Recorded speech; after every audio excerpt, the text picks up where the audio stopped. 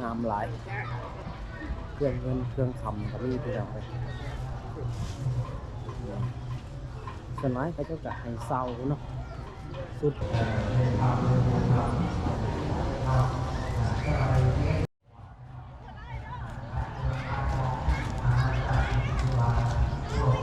หาข่าวพี่น้องอันนี้จะเป็นด้านหลังพี่น้องด้านหลังก็จะมีการขายคือกันนี่ด้านหลังในโซนนั้นก็จะเป็นโซนเกินว่าเฮือนลาวเนาะเฮือนทรงลาวเฮือนทรงลาวเดี๋ยวเจ้าจะทำการถ่ายให้เบิ่งเป็น EP หนึ่งเนาะสำหรับโตเฮือนทรงตัวนี้ที่เข้าไปอยู่ในพุทธ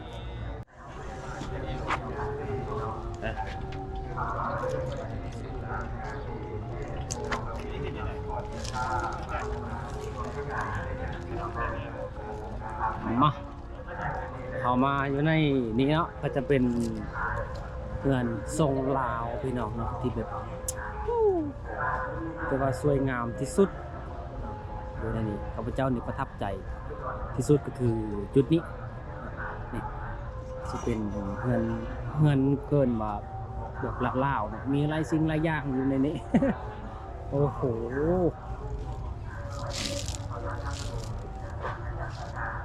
สิ่งที่เราอาจจะไม่เคยได้เห็นก็เห็นเนาะ โอ้โหคันไดอันนี้จะเป็นคันไดพี่น้องกลางคืนนี่สวยงามเลยเนาะ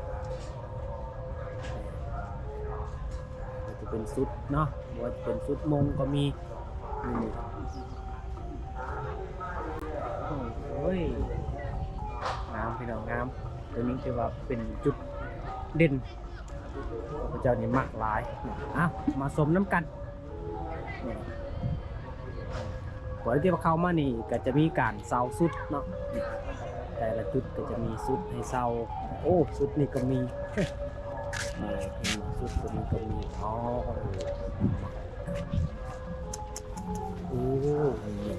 เซาสุดปุ๊บก็จะมีการถ่ายรูปไปต่างๆอยู่ในนี้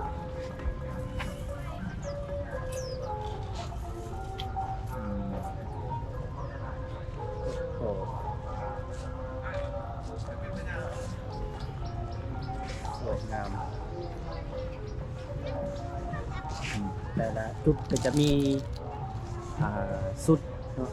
ก็จะมีสไตล์มีเอกลักษณ์กับว่าแม่นอันนี้ก็จะเป็นสุด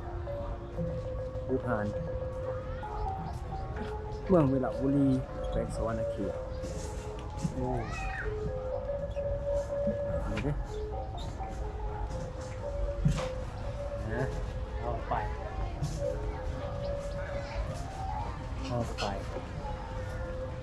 เรื่อยๆพี่น้อง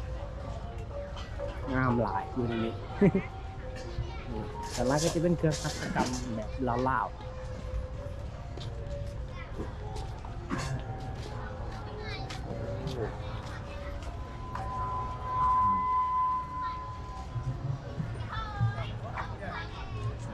อันนี้ก็จะเป็นพวก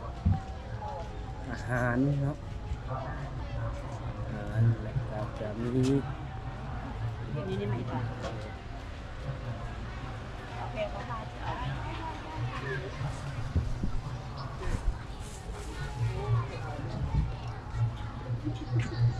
งามหลายเครื่องเงินเครื่องคำก็มีพี่น้องเลยส่วนน้อยก็จะกะให้เศร้าเนาะสุด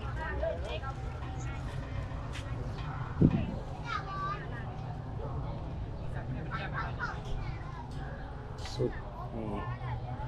เศร้าแล้วก็ถ่ายรูปเนาะ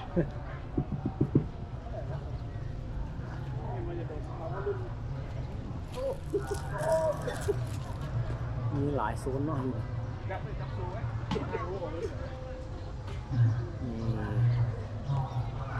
เดี๋ยวกลับไปเบิ่งตัวนี้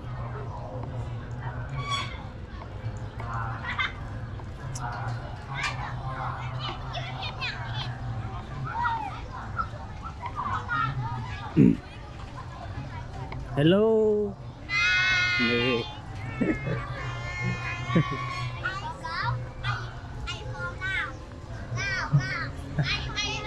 ว้าว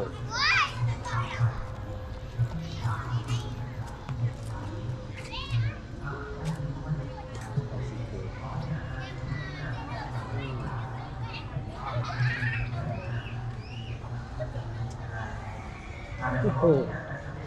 มีหลายสิ่งหลายอย่างเลยอยู่นี่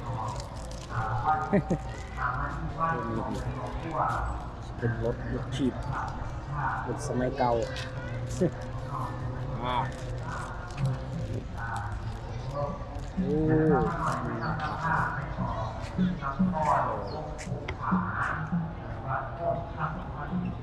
นี่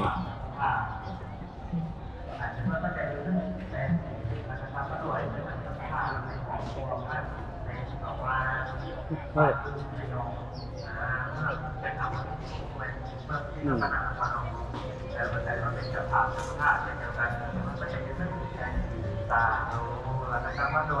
โอ้โห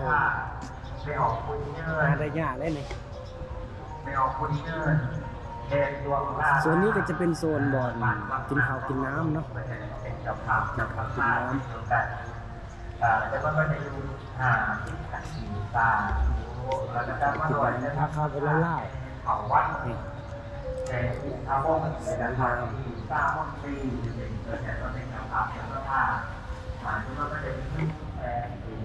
สวยงาม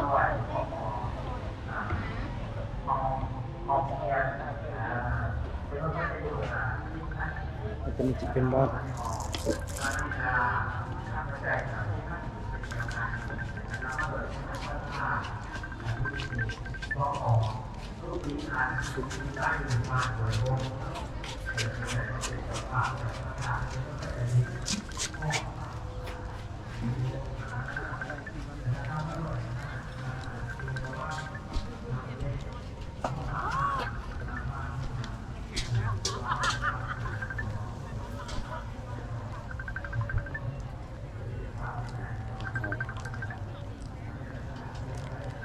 โอ้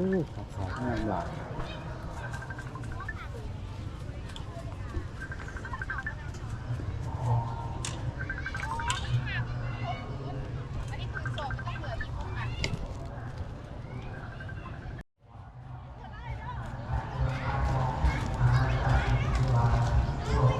หาข่าวที่นั่น